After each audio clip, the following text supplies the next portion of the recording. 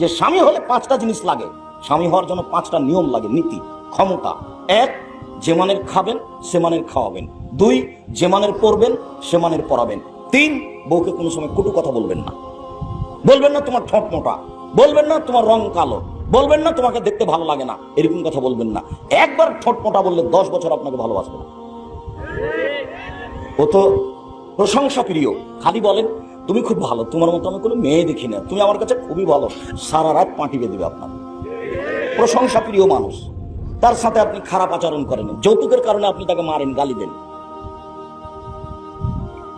সম্মানিত দিনী ভাই বোন, 4, মুখের উপরে মারবেন না। 5, নিজের বাড়ি ছাড়া অন্য কোনো বাড়ি যেতে দিবেন না। ফুফুর বাড়ি যেতে পারে না, খালার বাড়ি যেতে পারে না, বোনের বাড়ি যেতে পারে না, মায়ের বাড়ি যেতে পারে না, জরুরি প্রয়োজন ছাড়া বাড়ি ত্যাগ করতে পারে না। বাজার তো বহু দূরের কথা, বাজার তো যায় ওই লোকের স্ত্রী যে হলো কাপুরুষ।